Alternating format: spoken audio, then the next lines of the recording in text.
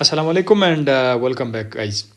आज हम डिस्कस करने जा रहे हैं एक और स्पेशल एमसीक्यूज़ एंजाइम के चैप्टर से एमडी केट के लिए और बाकी जितने भी मेडिकल कॉलेजेस के लिए है। ये एक कॉन्सेप्चुअल एमसीक्यूज़ है, यहाँ से आपको बहुत कुछ मिलेगा। देखिए, बाज़ स्टूडेंट कभी कहते हैं कि हमें ज़्यादा से ज़्यादा एमसीक्यूज़ कराओ। ज़्यादा से ज़्यादा एमसीक्यूज़ कराने के लिए बहुत ज़्यादा टाइम चाहिए। हम एमसीक्यूज़ उस अंदाज से आपको नहीं बता सकते हैं कि आपको 40-50 या 200 एमसीक्यूज़ को वेबसाइट पे डालकर फिर आपको कहते हैं कि जाओ आप उसको पढ़ते जाओ या उसका एक सादा सा डिस्कशन कर ले। तो इस तरह से ना कॉन्सेप्ट बनता है, ना मैं इस तरह से पढ़ाता हूँ।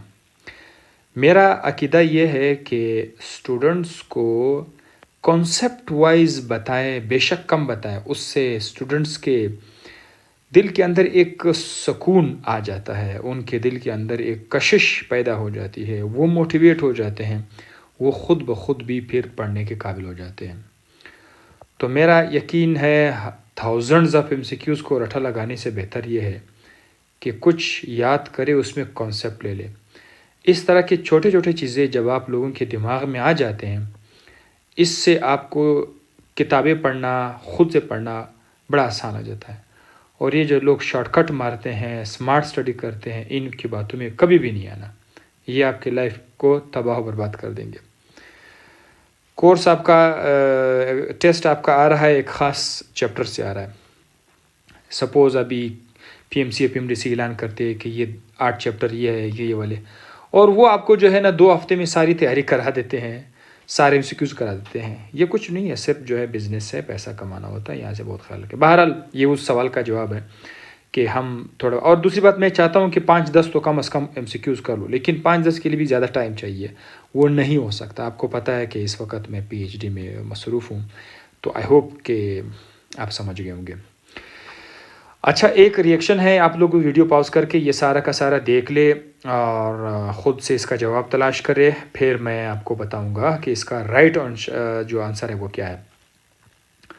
एमसीक्यू नंबर 4 एंजाइम से है कि एक 3 स्टेप रिएक्शन आपके सामने लिखा हुआ है, जिसमें एक लाइन सी लगी हुई है, अल्फ़ा कीटोग्लूटारिक एसिड जो है वो कन्वर्ट हो रहा है सक्सिनिक एसिड में एंजाइम 1 की मदद से। यहाँ पर हम एंजाइम 1 लिखेंगे E1, ठीक है। ये इधर एक एंजाइम है E1। फिर ये क्या होगा कि सक्सिनिक एसिड जब बनेगा तो सक्सिनिक एसिड, तीर का निशान आपको बता रहे हैं कि उससे फिर फ्यूमरिक एसिड बन रहा है। इसको फिर कौन कर रहा है? एक और एंजाइम है E2। फिर फ्यूमरिक एसिड जो है वो मालिक एसिड में कन्वर्ट हो रहा है एक और एंजाइम की मदद से, E3 की मदद से, ठीक है। सो ये 3 एंजाइम है, ये रिएक्शन है। अब सवाल आप पढ़ ले, सवाल क्या कह रहा है? द एडिशन, अब यहाँ से आप लोग स्टार्ट करें, the addition of malonic acid. अब ये मैलोनिक एसिड एक नया चीज़ आ रहा है, ठीक है, ये हम लोग ऐड कर रहे हैं इस रिएक्शन में। कि जब हमने मैलोनिक एसिड इसमें ऐड किया, उससे हमें क्या मिला? नंबर 1, सक्सिनिक एसिड अक्यूमुलेट होना शुरू हो गया। एक ये बात आपने याद रखनी है, सक्सिनिक एसिड इसमें क्या हुआ? अक्यूमुलेट हुआ। एक ये, दूसरी बात, तकरीबन ये चीज़ें बिल्कुल गायब हो गई, ये बने ही नहीं। फ्यूमरिक एसिड, ये फ्यूमरिक एसिड और मालिक एसिड, ये 2 जो आपको रिएक्शन में नज़र आ रहा है, ना तो फ्यूमरिक एसिड बना ना तो मालिक एसिड बना, ठीक है। Further addition of fumaric acid, फिर हमने क्या किया? फर्दर हमने बाद में फ्यूमरिक एसिड अपने से ऐड कर दिया। जब हमने अपने से फ्यूमरिक एसिड ऐड कर दिया, तब हमें क्या मिला? मालिक एसिड हमें मिल गया। तो इन तमाम के तमाम चीज़ों को आपको बताने के बाद अब आपका जहन किस नतीजे पर पहुंचा हुआ है? ऑप्शन नंबर 4 देखिए, 4 के 4 ऑप्शन देखिए। इसमें देखते बात चल रही है किसके हवाले से? मैलिक एसिड के हवाले से, ठीक है, मैलोनिक एसिड के हवाले से, ठीक है। मैलोनिक एसिड यहाँ से कि मैलोनिक एसिड एक इनहिबिटर है E1 का, इससे आप ये नतीजा निकालते हैं। ऑप्शन नंबर 1 क्या कह रहा है कि मैलोनिक एसिड जो है वो एंजाइम E1 का इनहिबिटर है।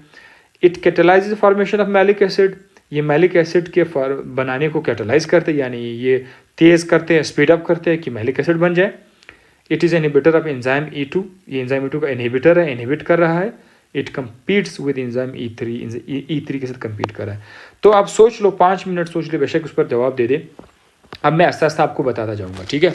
ये पूरा का पूरा केस आपको मैं तफसील से बताऊँगा। देखिए, असल में हमारे बॉडी के अंदर रिएक्शंस होते हैं, कुछ ऐसे रिएक्शन वो सिंगल स्टेप रिएक्शन होते हैं। सिंगल स्टेप रिएक्शन यानी एक चीज़ है ए, वो कन्वर्ट हो जाता है किस चीज़ में, बी में। सिंगल स्टेप, बस एक एंजाइम है। लेकिन बाज़ औक़ात ऐसे रिएक्शंस होते हैं जिसमें हम लोग ए को बी में कन्वर्ट करते हैं, बी से फिर सी बन जाता है, सी से फिर आखिर में डी बन जाता है।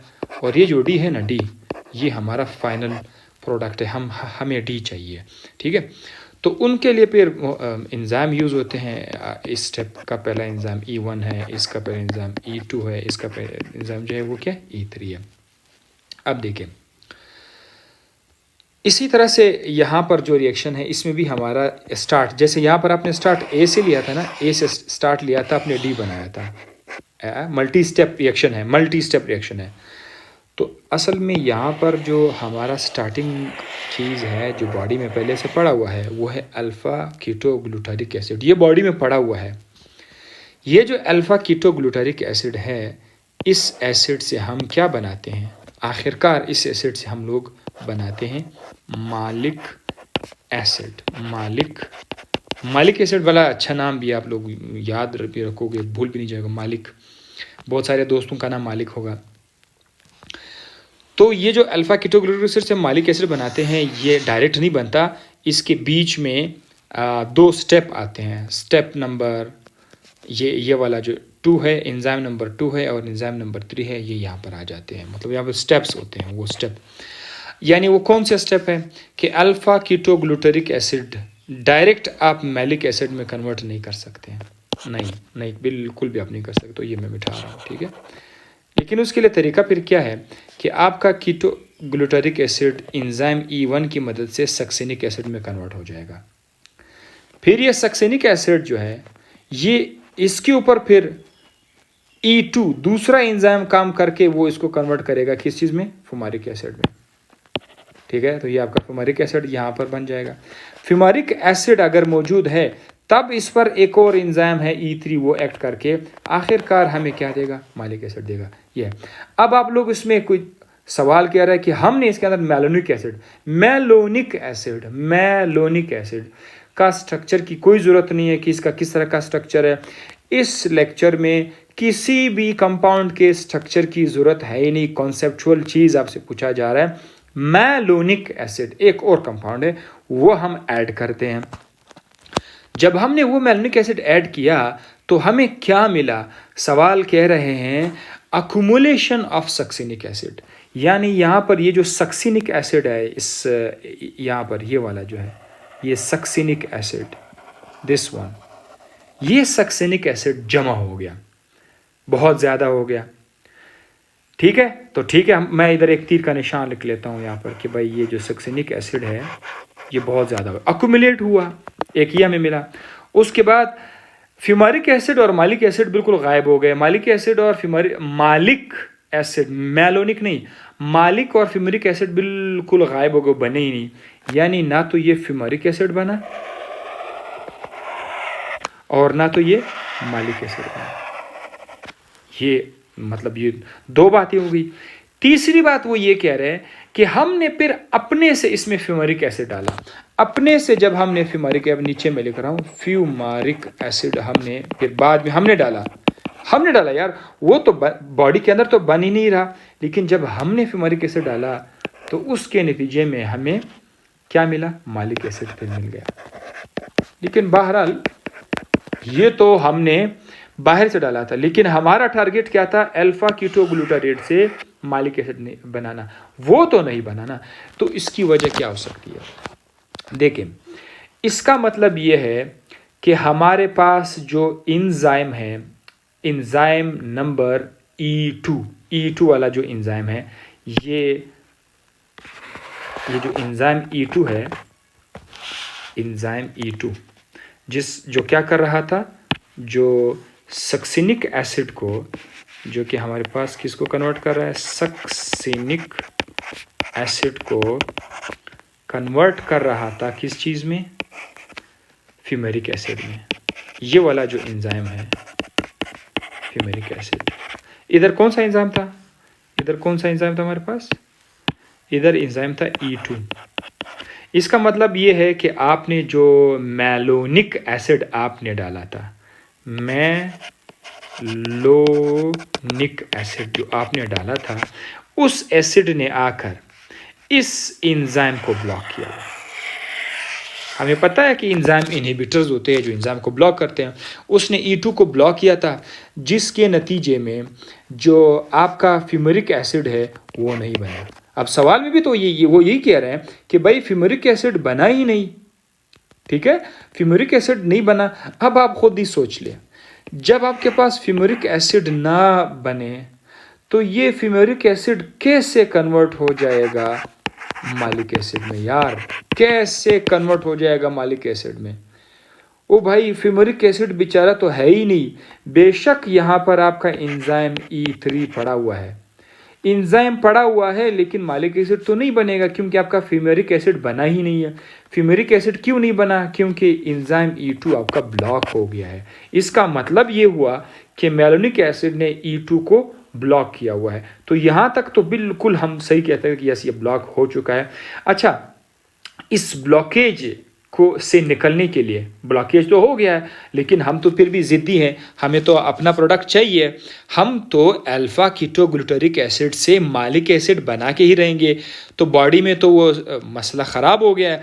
हम बॉडी में, हम जिस्म के अंदर बाहर से हम क्या कर देते हैं, डाल देते हैं। हमने क्या डाला बाहर से, फ्यूमेरिक एसिड हमने डाल दिया, ठीक है, फ्यूमेरिक एसिड में डाल दिया, क्योंकि हमारे पास E3 एंजाइम तो बिल्कुल सही सलामत पड़ा हुआ है। इसका मतलब ये है कि E3 एंजाइम इनहिबिट नहीं हुआ है।